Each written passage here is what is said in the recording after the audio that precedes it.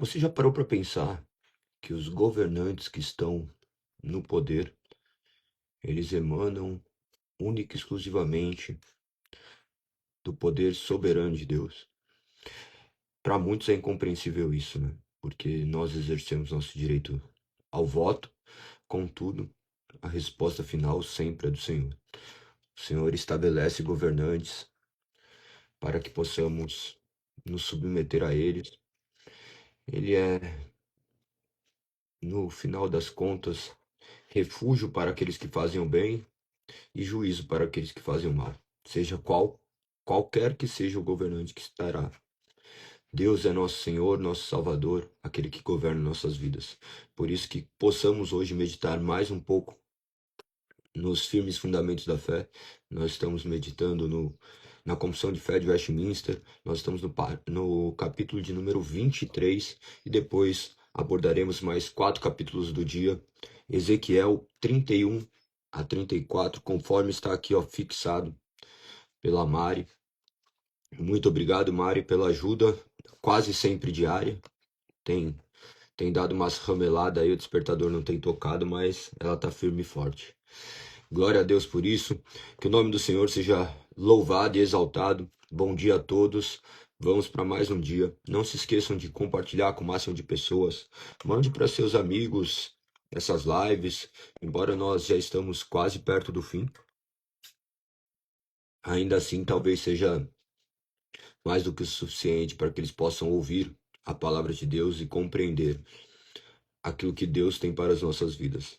Lembrando que Deus deixou uma regra clara e precisa, objetiva, para a forma como nós devemos o adorar, para a qual nós devemos cumprir os nossos deveres para com Ele, não não estando simplesmente sujeitos à nossa própria vontade, mas sim sermos servos e submissos à vontade soberana de Deus. Que o nome do Senhor seja exaltado e glorificado por intermédio de todas as coisas. Vamos ao que diz o capítulo de número 23, no primeiro parágrafo. Ele já é bem direto, é o do magistrado civil. Primeiro parágrafo. Deus, o Senhor Supremo e Rei de todo o mundo, para a sua glória e para o bem público, constituiu sobre o povo magistrados civis, que lhes são sujeitos, e a este fim os armou com o poder da espada, para a defesa e incentivo dos bons e castigo dos malfeitores. O poder da espada é muito interessante esse tipo de vocabulário. Por quê? Pense que nós estamos falando de um documento que foi escrito no século XVII, um período pós-reforma protestante, com uma série de guerras, governos completamente autoritários, governos que muitas vezes eram unificados a igreja com o Estado. Nós estamos falando de um documento protestante, onde desvinculava completamente o governo da igreja, do qual reivindicava isso, mas ainda assim se submetia entendendo os princípios que são pertinentes das Sagradas Escrituras. Se você abrir sua Bíblia em Romanos capítulo 13, do verso 1 ao 4, você vai ver que diz assim: todos devem sujeitar-se às autoridades, pois toda autoridade vem de Deus, e aqueles que ocupam cargos de autoridade foram ali colocados por ele. Então coloque a autoridade como magistrados aqui, vocês poderão compreender. Verso 2: portanto, quem se rebela contra a autoridade se rebela contra Deus, que a instituiu e será punido. Pois as autoridades não causam temor naqueles que fazem o que é certo, mas sim nos que fazem o que é errado.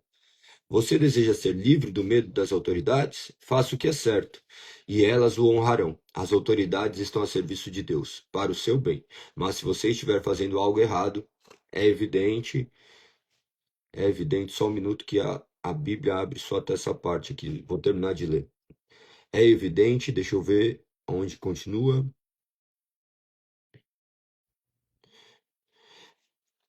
Verso 4. É evidente que deve temer, pois elas têm o poder de puni-lo, pois estão a serviço de Deus para castigar os que praticam mal. Verso 5. Portanto, sujeitem-se a elas, não apenas para evitar a punição, mas também para manter a consciência limpa. Então nós vemos aqui essa instituição de maneira muito clara e objetiva por intermédio do que do que diz as Sagradas Escrituras. Ainda em 1 Pedro, capítulo 2, verso 13, menciona: por causa do Senhor, submetam-se a todas as autoridades humanas, seja o rei como autoridade máxima. No verso 14, sejam os oficiais nomeados e enviados por ele para castigar os que fazem o mal e honrar os que fazem o bem. Como nós podemos olhar isso? É, Como nós devemos olhar isso? Nós devemos olhar isso daqui como todos os magistrados que são instruídos por Deus, instituídos por Deus. Nós vamos ver milhares de autoridades. Temos as autoridades policiais, do quais nós estamos sujeitos a ela. Existe algo que é chamado de pacto social. O ser humano abre mão da sua liberdade em troca da sua segurança. Basicamente, nos remete a isso. Por exemplo, você abre mão da sua liberdade. Você tem uma série de câmeras espalhado pela cidade. Isso daí você inerentemente já concede o direito do Estado de fazer isso, porque ele está vigiando para guardar a sua vida. Um policial, ele tem o direito de te abordar. Então, mais ou menos nesse sentido. Perguntaram aqui, a Cristiane: tenho que me sujeitar a qualquer líder da igreja? Não, muito pelo contrário. O protestantismo não fala sobre isso. Ele fala se sujeitar única e exclusivamente a Deus e todos aqueles que estão debaixo da sua palavra. Tudo que estiver contrário à palavra de Deus, nós temos o direito de negar. Nós temos o direito de fazer completamente o que as Sagradas Escrituras dizem. O que as Sagradas Escrituras não apontam, nós temos o direito de nos rebelarmos contra isso. Claro que nós haveremos de sofrer as consequências, até que seja a morte, por exemplo. Imagine que foi instituído que você deve adorar o nove dedos. Você vai ter que adorar um Deus com nove dedos. Você vai ter que chegar todos os dias, se vestir de vermelho, ir lá e ficar saudando um Deus que possui nove dedos. Você vai ter que chegar, vai ter determinado horário do dia, vai tocar um sinal e você vai ter que se curvar diante dessa estátua. Você, como um cristão protestante, você não deve se curvar, porque não prestará adoração a nenhum outro Deus a não ser Cristo Jesus, a Deus, Deus Pai, Deus Filho, Deus Espírito Santo. Galego, mas se não fizesse isso, a pena era de morte. Então você morre, e eu morro, e todos aqueles que creem somente em Deus morrerão. Esses documentos que foram escritos, eles visavam justamente manifestar o que criam, de forma que o governo não impedisse. Nós abordamos muito isso na Confissão Belga, porque a Confissão Belga, a primeira das confissões, uma das primeiras confissões, o que eles tinham por intenção? Manifestar que os protestantes não eram rebeldes sem causa. Eles estavam debaixo e sujeitos a uma palavra de autoridade que emanava de Deus. Então eles deixaram muito claro tudo aquilo que eles criam. Lembre-se que o Estado estava intimamente ligado com a Igreja Romana. Então eles criam de uma maneira que a igreja era a máxima autoridade. A autoridade do protestante é as Sagradas Escrituras. Então, dessa forma, ele começou a estabelecer todos os preceitos do quais apontava as Sagradas Escrituras, e falando que qualquer coisa que estivesse divergente ali, que obrigassem a ele, eles não cumpririam, porque importa-lhes única e exclusivamente agradar a Deus soberano. Você vai ver que daí, ao longo da história, foi assim. Nós estamos aqui, temos que olhar para o tempo do qual eles estavam inseridos, ao qual eles estavam falando. Nós estávamos em uma guerra, existiam milhares de guerras. Se você pegar a história, você vai ver que milhares de guerras surgiram, guerras entre povoados, entre nações, tudo buscando a autoridade. E nós cremos que a autoridade emana única e exclusivamente de Deus. E tudo o que tem acontecido também está debaixo da supervisão de Deus, debaixo do seu poder soberano. Nenhuma guerra também acontece única e exclusivamente por vontade humana. Tudo que está acontecendo sob o crivo de Deus, sob os seus decretos, de forma que tudo vai culminar no fim para a honra e glória do seu nome. Por vezes as guerras que passamos são verdadeiros juízos de Deus. Nada acontece fora da vontade soberana de Deus. Não se esqueçam nunca disso, tá? Então pense muito bem a respeito disso e tentem compreender do que se trata. Parágrafo de número 2 diz: aos cristãos é lícito aceitar e exercer o ofício de magistrado, sendo para ele chamados. Do que ele está dizendo aqui? Ele está falando que você poderia ser um magistrado civil, mas lembre-se que você tem determinadas responsabilidades. No caso, você vai ter que servir a Deus, mas você deve também se desvincular disso, porque existe uma sociedade. O país não é cristão. Nós não temos a mera intenção de transformar o mundo no mundo cristão. O mundo nunca será um mundo cristão. Então, pense muito bem a respeito de tudo que está escrito e tente adequar à realidade. Continua dizendo: em sua administração, como devem especialmente manter a piedade. Lembre-se do que é piedade. Piedade não é simplesmente você ser uma pessoa piedosa. Piedosa que as pessoas olham é uma pessoa. Como que eu posso usar uma palavra que nós utilizamos para piedade? Uma pessoa que se compadece da dor do outro. A piedade não é utilizada dessa forma. Piedade é cumprir aquilo que é estabelecido por Deus. Um homem piedoso está atrelado na origem desse termo de cumprir o que Deus estabeleceu, cumprir a palavra de Deus. Então, este é um homem piedoso. De certa forma, outras pessoas não podem ser piedosas porque tão pouco sabem qual é a vontade de Deus. Você não consegue exercer a piedade a não ser se você conheça essa palavra. Ainda que você tenha essa lei gravada na sua mente, faça isso instintivamente, a piedade está atrelada em você fazer isso de maneira intencional. Então, a piedade está atrelada a isso. Muitos imaginam que nem foi mencionado aqui empatia, esse tipo de coisa, mas a piedade sempre esteve ligada ao cumprimento daquilo que foi estabelecido por Deus, as normas soberanas de Deus. Então, manter a piedade, a justiça e a paz, segundo as leis salutares de cada estado. Eles, sob a dispensação do Novo Testamento, e para conseguir este fim, podem licitamente fazer guerra, havendo ocasiões justas e necessárias. Olha o cenário que estávamos inseridos. Este texto, inclusive, ele foi modificado. Ele foi modificado em 1789. 1789 tiveram alguns ajustes. Por quê? Porque o Estado estava intimamente ligado ao, à igreja. Então, a visão de mundo era completamente outra. E daí tiveram algumas adaptações ali em 1789. Então, já estava caminhando para outro nível da sociedade, próximo ali da Revolução Industrial. Parágrafo de número 3º. Os magistrados civis não podem tomar sobre si a administração da palavra e dos sacramentos. Olha que interessante. Os magistrados civis não podem tomar sobre si a administração da palavra e dos sacramentos. O que ele está dizendo aqui? Ele está dizendo que os magistrados civis não devem coincidir com os mesmos magistrados que governam a igreja.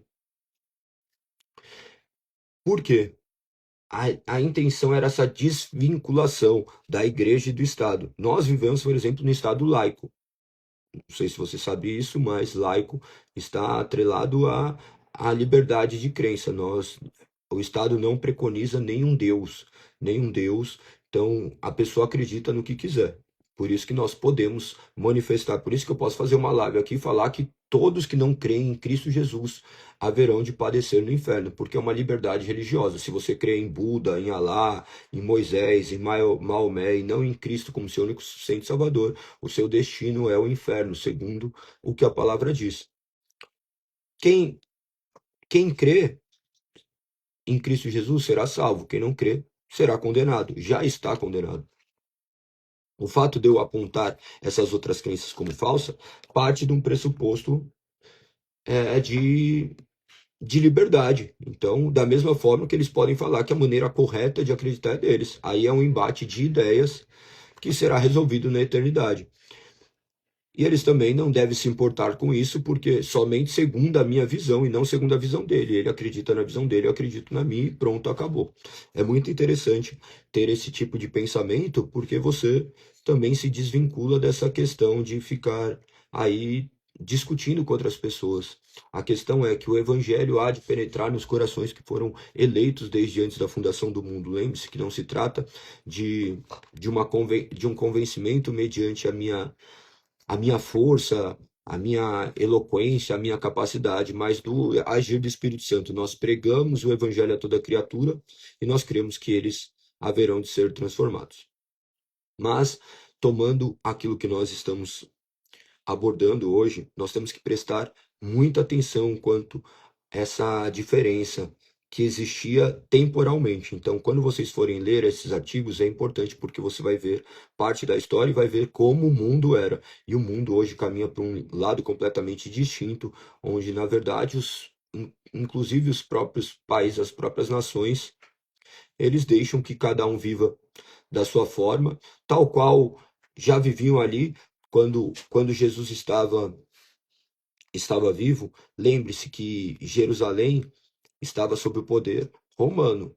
E o que que eles queriam? Eles deixavam cada um viver ali porque isso daí era benefício para eles. Hoje, da mesma forma, tá? Eles deixam nós vivemos da maneira como nós estamos porque para eles é benéfico. A religião sempre foi um meio ainda de controlar a sociedade. Sempre foi um meio de controlar a sociedade, mas nós não somos controlados por homens, nós somos controlados por Deus. Então, algumas pessoas vão reivindicar que a religião é apenas uma regra para controlar o homem. Eles não estão errados, de certo ponto, porque Deus emanou essas leis justamente para apontar a forma como nós deveríamos viver. Mas nós não conseguimos viver a totalidade da lei e ela, muito pelo contrário, ela tem a função de revelar o nosso pecado e que possamos olhar para o nosso pecado e olharmos para essa cruz e falar assim: Cristo morreu pelos meus pecados. Para eu ser salvo, era necessário que um homem completamente santo se oferecesse como sacrifício para morrer pelos meus pecados, porque eu morrendo pelos meus pecados, eu não teria capacidade de me salvar. Então, observe todo esse cenário para que vocês consigam entender do que se trata a nossa fé. Nossa fé não é simplesmente crer em Deus porque alguém nos falou, nós mergulhamos nela. O protestantismo sempre buscou a liberdade de alma, a liberdade onde nós estamos livres em Cristo Jesus. Nós não fazemos porque nós somos obrigados, nós fazemos porque nós somos salvos. Nós conhecemos essa palavra para que possamos obedecer a Deus em amor. Nós nos consideramos escravos de Deus. Escravos de Deus, sujeitos às suas vontades e nos submetemos a ela voluntariamente. Nós não somos forçados a fazer determinadas coisas. Por exemplo, eu não sou forçado a ir à igreja ao domingo. Eu entendo que é necessário e eu vou. Aqueles que não vão, eles não vão pelas suas próprias responsabilidades. Muitas vezes eles nem foram convertidos, eles apenas conheceram uma forma de amenizar as suas dores, as suas mazelas. Vocês vão enxergar que um homem, por exemplo, eu não traio a minha esposa porque minha esposa é brava, eu não traio porque eu a amo. E eu compreendi que não se trata do meu relacionamento simplesmente com ela, mas meu relacionamento com Deus. Então a inclinação das minhas vontades são completamente diferentes. Eu faço as coisas por amor a Deus, eu conserto aquilo que eu faço errado por amor a Deus. Não porque ele fica falando, ó, se não fizer isso, você vai para o inferno. Não, meu medo não é ir para o inferno. Meu medo é não servir a Deus, aquele que me chamou das trevas para a luz. Então, muda completamente a nossa mentalidade. E isso só pode ser feito também pelo agir do Espírito Santo. Então, vamos voltar para essa questão que estamos abordando, porque ela tem milhares de ramificações e desdobramentos. Vou continuar lendo, vou ler desde da primeira frase do parágrafo terceiro, então. Os magistrados civis não podem tomar sobre si a administração da palavra e dos sacramentos, ou o poder das chaves do reino do céu, nem de modo algum intervir em matéria de fé. Contudo, como pais solícitos, devem proteger a igreja de nosso comum Senhor, sem dar preferência a qualquer denominação cristã sobre as outras, para que todos os eclesiásticos está atrelado a esses poderes da igreja, tá? Deixa eu ver outra palavra aqui que eu li que talvez vocês não entendessem. Devem proteger a igreja de nosso comum Senhor, sem dar preferência a qualquer denominação cristã sobre as outras, para que todos os eclesiásticos, sem distinção, gozem plena e livre em disputa a liberdade de cumprir todas as partes das suas sagradas funções sem violência ou perigo. Os sacramentos, vocês sabem do que se trata os sacramentos, nós já abordamos, mas a questão é, então, os magistrados, eles devem, de certa forma, respeitar todas as crenças, e nós também deveremos respeitar todas as crenças. Respeitar todas as crenças não está em não manifestarmos a nossa visão que temos de Deus, mas simplesmente em permitir que eles possam viver desse jeito. Eu não vou chegar, eu não vou chegar ali e destruir um templo de que, sei lá, tem um monte de imagens. Eu não tenho esse direito, tá? Eu não tenho esse direito, porque meu direito vai até onde começa o direito do outro. Eu não posso chegar em casa, meu pai é católico, eu chego lá e destruo as imagens dele. Não, se eu moro na casa dele, estou sujeito à sua vontade, e eu orarei ao Senhor para que o Senhor o transforme. Eu posso adverti-lo, eu posso conversar, e tudo isso dentro da medida do possível. Se ele não quiser ouvir, eu não posso ficar ali. Você vai para o inferno, você vai fazer isso. Aí ele tem o direito de fazer milhares de coisas e você depois vai reclamar disso. Então, observe que nós somos chamados para um novo nível. Um novo nível, nós estamos debaixo da dispensação do Novo Testamento. Agora é o período onde Deus nos dá o novo coração. Ele transforma a nossa vida, ele transforma a nossa mentalidade. O Espírito Santo que age em nós. Então, que tenhamos maturidade para proclamar o Evangelho. Nós devemos proclamar o Evangelho por intermédio de palavras, sim, mas também por intermédio de atitudes. E as nossas atitudes devem ser plausíveis com o que as Sagradas Escrituras dizem. Nós não somos chamados a sermos seres nerdantais ou buscarmos essa rebeldia por intermédio da nossa força.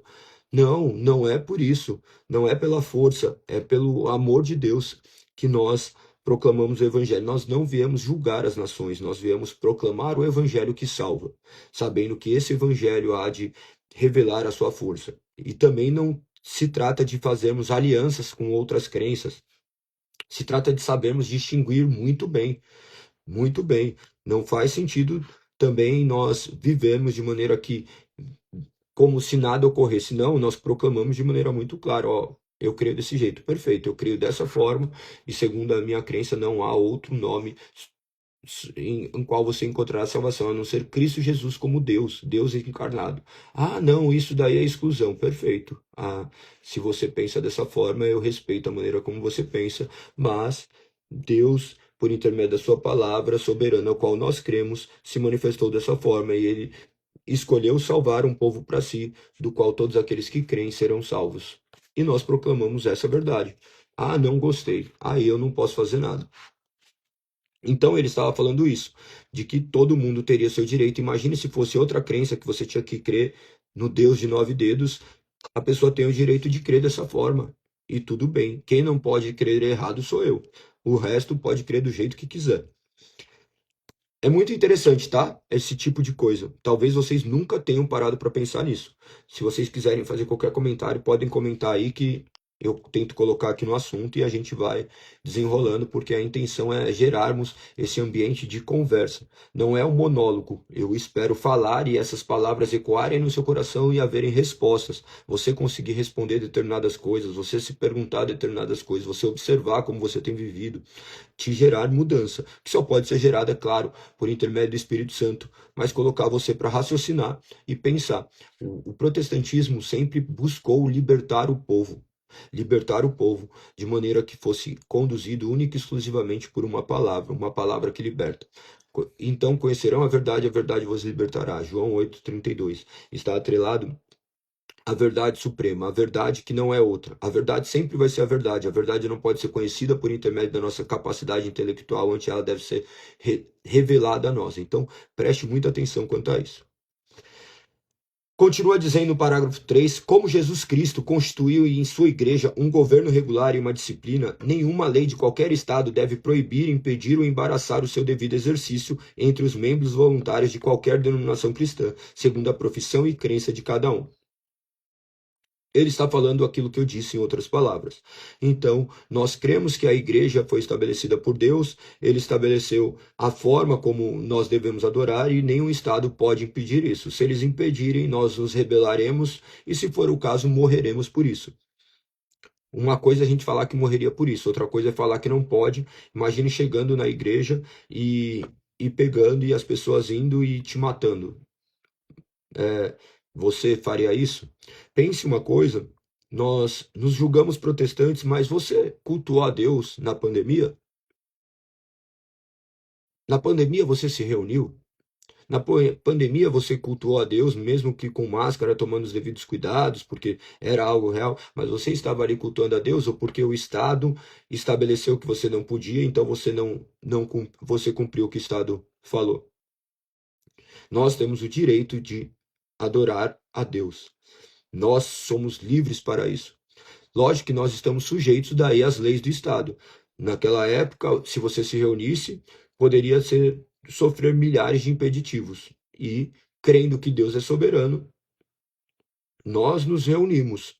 Nós nos reunimos como igreja, quando não era uma igreja ainda, era um movimento, mas nós já guardávamos esses princípios que emanam das Sagradas Escrituras. Então nós tínhamos o direito de nos reunir, que nos foi conferido pelas Sagradas Escrituras. Ainda que o governo tivesse estabelecido algo diferente, ele não pode cercear nosso direito de reunião do qual nós glorificamos a Deus. Muito pelo contrário, nós clamávamos a Deus, entendendo que a pandemia foi providência também de Deus, porque nada acontece fora da sua vontade.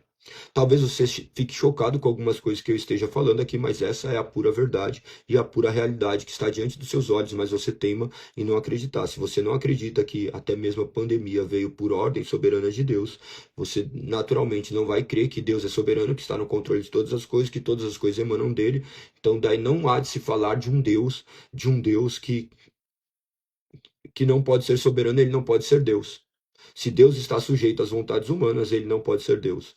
Não dá para conciliar as duas coisas. Ou Deus é soberano, ou o homem é soberano. Então, o homem é soberano sobre Deus, ou Deus é soberano sobre o homem. Você controla a sua própria vida, ou Deus está no controle íntimo da sua vida, de forma que nada acontece fora da sua soberana vontade.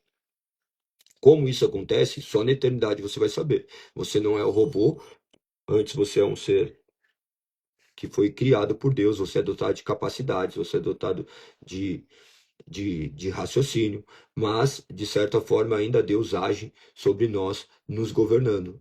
Então, pense, Deus governa os céus, os mares, os animais, mas chega em você, não, em você ele não toca. Se ele não toca em você, então você não deve nem orar. Porque se você acredita que Deus não pode intervir nas nossas vidas, você não pode orar para que Deus te proteja quando você for sair na rua, porque ele não vai poder intervir no homem mau. Você ora para que Deus te cure? Não, então calma aí, ele não vai poder intervir na sua cura. Se ele pode intervir na sua doença, segundo a sua oração, ele deve intervir também nos seus pensamentos, nas suas atitudes. Então, isso daí é uma questão de lógica. Pense muito bem a respeito disso. Vamos continuar. Continua dizendo: e é dever dos magistrados civis proteger a pessoa e o bom nome de cada um dos seus jurisdicionados, de modo que a ninguém seja permitido, sob pretexto de religião ou de incredulidade, ofender, perseguir, maltratar ou injuriar qualquer outra pessoa, e bem assim providenciar para que todas as assembleias religiosas e eclesiásticas possam reunir sem serem perturbadas ou molestadas. Está tratando justamente da liberdade de crença. Olha que interessante. Um documento protestante manifestando a liberdade de crença de outras religiões. Olha que maravilhoso. Olha que maravilhoso. Então, você quer acreditar de outro jeito, que você acredite, mas nós acreditamos de outra forma. Então ele está manifestando qual que é a função do magistrado civil. Ó, até aqui você vai. E se você ainda intervir na vida de outras crenças também, vocês estão errados. Nós não poderemos reivindicar aqui um Estado cristão, o que muitos estavam querendo fazer. Ah, não, vota em determinada pessoa, porque se você votar nessa pessoa, o país será cristão. Mera falácia, mera mentira. Mera mentira. Porque muitos dizem ser cristãos, porque ouviram uma vez uma palavra, levantaram a mão, continuam nas suas vidas imundas, sequer estão sujeitos a Cristo, apenas falam de algo que ouviram meramente, superficialmente, nunca de fato foram convertidos. Então pense muito bem a respeito disso tudo, do que tem acontecido, de como essas palavras interferem na sua vida e, acima de tudo, não olhe para outro, olhe para você. Olhe para você, eu estou aqui falando, olhando para mim. Antes de eu falar, antes essas palavras me cortam por dentro, para que eu possa me examinar, para que eu possa me autoavaliar, para que antes de eu proferir essas palavras eu não seja condenado por ela. Parágrafo de número 4. É dever do povo orar pelos magistrados. Olha que interessante. Você tem o dever, você deve orar. Dever é obrigação pelos magistrados. Quando foi a última vez que você orou pelos governantes da nação? Você orou pelas autoridades que foram instituídas por Deus e honrar a pessoa deles, pagar-lhes tributos e outros impostos, obedecer às suas ordens legais e sujeitar-se às suas autoridades. E tudo isso por amor da consciência. Incredulidade ou indiferença de religião não anula a justa e legal autoridade do magistrado, nem absolve o povo da obediência que lhe deve. Observe, o magistrado poderia ser cristão? Lógico que poderia, mas se ele for um incrédulo ou a indiferença dele com a religião não interfere na sua autoridade estabelecida. Continua dizendo, obediência essa qual não estão isentos os eclesiásticos. Nós estamos sujeitos a essa obediência. As leis foram feitas para serem cumpridas, a não ser as leis que nitidamente estão contrapostas ao que as Sagradas Escrituras dizem. Por exemplo, nós brigamos contra o aborto, porque as Sagradas Escrituras manifestam o direito à vida, e nós defendemos isso. Nós temos todo o direito de defender a vida. Isso não deve interferir. Mas o Estado pode manifestar uma lei que seja obrigatório o aborto para determinados casos? De forma alguma. De forma alguma. Ó, determinados casos, por exemplo, se for uma filha mulher, que nem existem países, você deve matá-la. Você pode se revoltar e falar assim, não vou, o Estado não tem direito sobre isso. Ele não pode legislar sobre isso. Agora, se, por exemplo, ele colocar em determinados casos, você pode, em determinados casos, abortar. Em gestações indesejadas, pessoas que possuem até 17 anos, 15 anos, seja lá a idade que for, podem eventualmente ser submetidas ao aborto. O Estado pode fazer isso? Sim ou não? Coloque aí. Coloque aí. Seria lícito o Estado fazer isso? Você como cristão? E aí? Como você responderia a isso? Pode o Estado emanar uma lei desse nível? A Mari diz que não, a Eliane diz que não. Muito bem. Mais alguém? Mais alguém quer responder essa pergunta?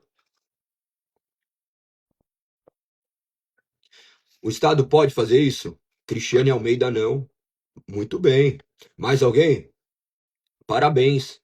Parabéns a todos que responderam. Vocês responderam completamente errado. Vocês são completamente religiosos, imaginando que o Estado deve seguir aquilo que vocês estabelecem. Olha aí, só temos religiosos aqui. Só temos religiosos. A nossa religião não governa o mundo. Quem governa o mundo é Deus, não a nossa crença. Olha que interessante.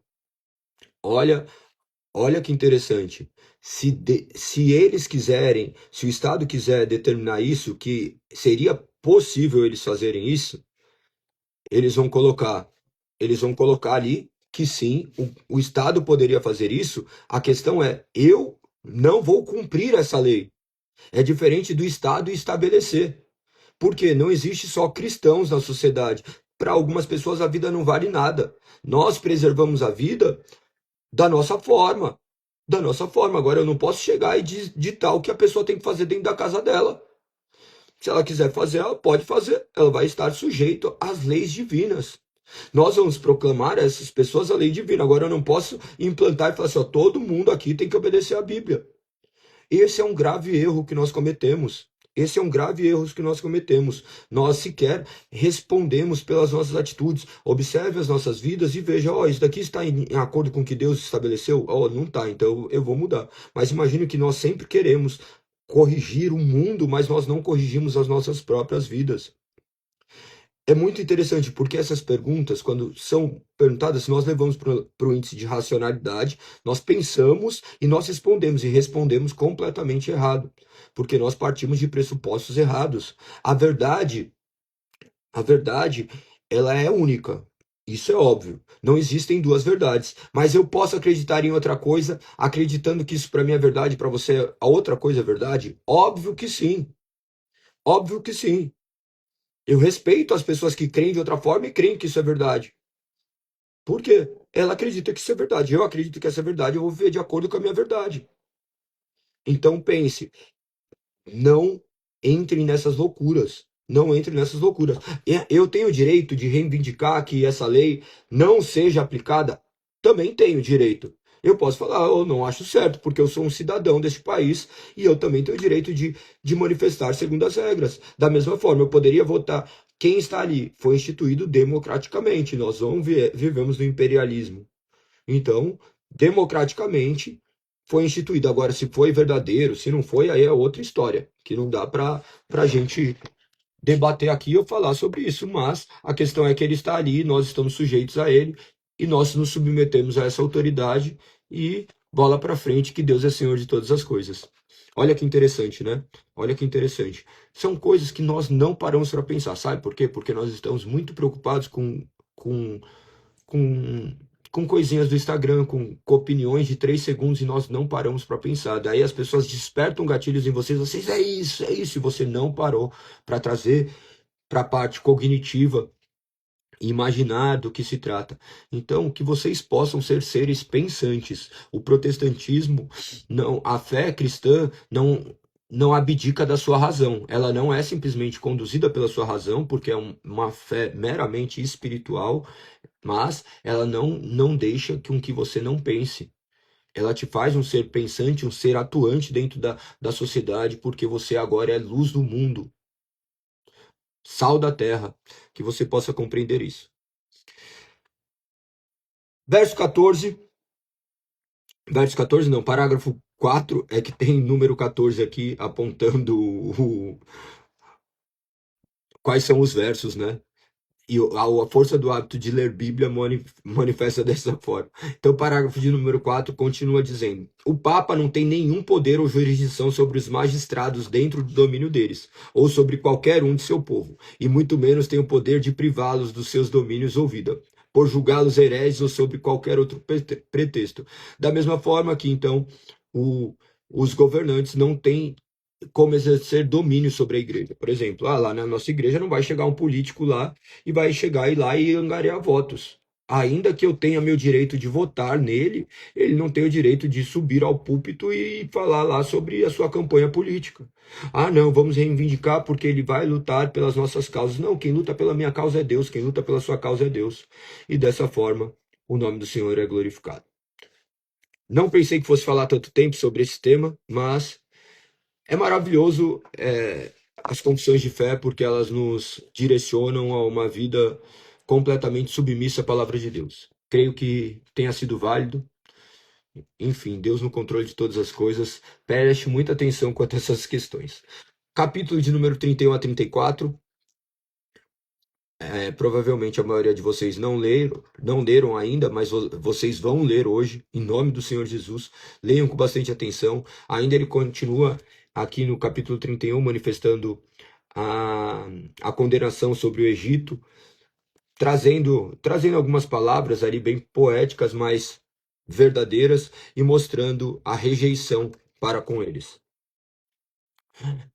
Olha como Deus é soberano e está no controle de todas as coisas. Verso 15 do capítulo 31.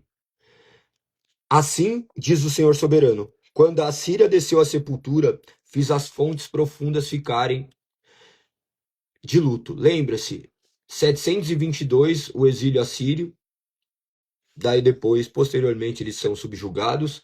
Fiz as fontes profundas ficarem de luto, detive curso de seus rios e sequei suas muitas águas. Então ele está apontando para o que aconteceu no passado. Olha o que ele fez. Ele fez as fontes profundas ficarem de luto. Detive o curso de seus rios e sequeis muitas águas. As águas, quem seca, não é o sol, é Deus. Deus fazendo com que o sol fique mais forte, Deus utilizando de todos os seus recursos para que as vontades dele sejam feitas.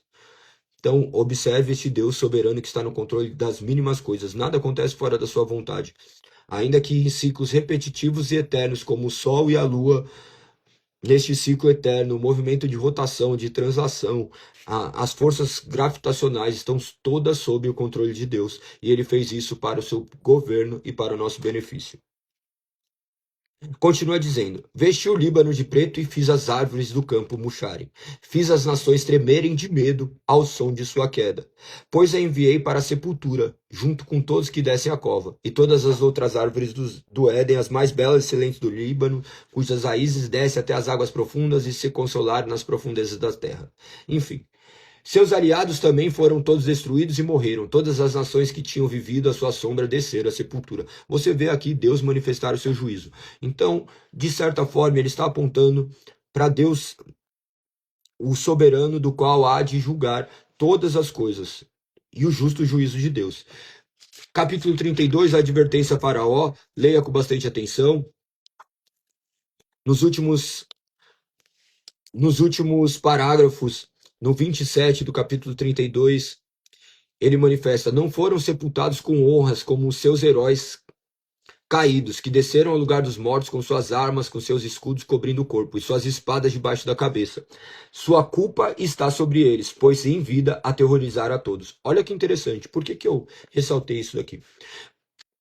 Você parou para notar que aqui tem indícios da história de como eram feitos os sepultamentos com honras antigas. Você já deve ter visto filmes medievais, isso representam isso. E da onde eles tiram? Eles vão ter que tirar desses documentos históricos. Não existe nenhum documento histórico mais fidedigno do que a Bíblia. Não existe nada com tantas cópias originais como a Bíblia. Mais de 5.000 cópias existem dos sagrados textos. Você vai ver texto de Aristóteles, Platão, que antecede alguns séculos. Cristo, 3 séculos. Vocês não encontram esses originais. São mínimas cópias, mas nós estamos falando de mais de 5.000 cópias, onde a divergência de escrita que era feito não corresponde a 3%. Então é um documento completamente confiável. Continua dizendo o verso 27, para que vocês possam pensar e analisar com um pouco mais de calma. Não foram sepultados com honras, como seus heróis caídos, que desceram ao lugar dos mortos com suas armas, com seus escudos cobrindo o corpo e suas espadas debaixo da cabeça. Era desse jeito que queimavam as pessoas, ou muitas vezes até mesmo enterrados. A culpa está sobre ele, pois em vida aterrorizado a todos. Daí ele vai dizendo acerca de Edom, verso 32, embora eu tenha feito esse terror vir sobre todos os vivos, o faraó e suas multidões ficaram ali, entre os rejeitados que foram mortos à espada. Eu, o Senhor, falei. Então, você vai ver que Deus, por intermédio das suas mãos, envia os juízos. É maravilhoso ler as Sagradas Escrituras e ver a história e ver este Deus soberano que está no controle de tudo. Então, se você acordou, agradeça a Deus porque Ele te despertou mais um dia. Capítulo 33. Extrema necessidade de você ler, eu não vou ter tempo de falar deles, que eu tenho que sair para dar aula. Mas a torre de vigia. Imagina que tem uma guerra, se você avisa, tem uma guerra, você está como vigia. Você avisa que as pessoas estão guerreando. Eu vou parafrasear o que está escrito, tá? Você imagina que está vindo o inimigo. Você avisa aqueles homens que estão dentro da fortaleza. Aquelas pessoas estão ali vivendo a sua vida do jeito que querem, eles não ouvem. Então, você avisou e eles serão responsáveis pela sua própria morte. Mas caso você não os avise que tem um exército inimigo vindo, você é responsável pela morte deles. Da mesma forma que você deve proclamar o evangelho a toda criatura, porque senão você assumirá a responsabilidade pela morte de outras pessoas. Você foi chamado para ser uma torre de vigia, proclamador da mensagem de Deus.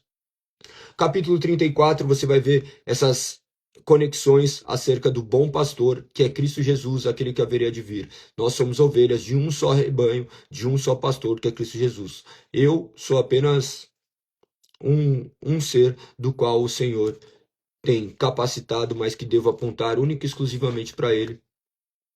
A mim, nada Ele deve, tudo que acontece é para a honra e glória do nome dele. Então, continua dizendo, Verso 23 do capítulo 34. Porei sobre ele, sobre as ovelhas um pastor, meu servo Davi. Ele as alimentará e será seu pastor. E seu Senhor serei o seu Deus. O seu servo Davi será príncipe no meio de meu povo. Eu, o Senhor, falei. Lembre-se que Davi tinha vivido cerca de 400 anos antes. Então, ele não está falando de Davi, ele está falando da linhagem de Davi. Verso 22, ele diz: Portanto, salvarei meu rebanho, ele não será mais maltratado, julgarei entre um animal e o outro. Do 25 em diante, vem acerca da aliança. Farei uma aliança de paz com o meu povo, expulsarei da terra os animais ferozes. Imagina, ele vai expulsar os animais ferozes. Como? Deus desce? Não, ele age no na nossa mente, ele governa todas as coisas. Ele diz no verso 26, abençoarei meu povo e suas casas ao seu redor e santo monte, e no devido tempo enviarei as chuvas de que precisam, haverá chuvas de bênção. As chuvas estão sob seu controle e tudo está sob o controle de Deus. Verso 30, desse modo saberão que eu, o Senhor, seu Deus, estou com eles. Saberão que eles, o povo de Israel, são meu povo, diz o Senhor soberano. Vocês são o meu rebanho, ovelhas do meu pasto. Vocês são meu povo e eu sou o seu Deus. Eu, Senhor soberano, falei. Repito aqui para vocês essas palavras.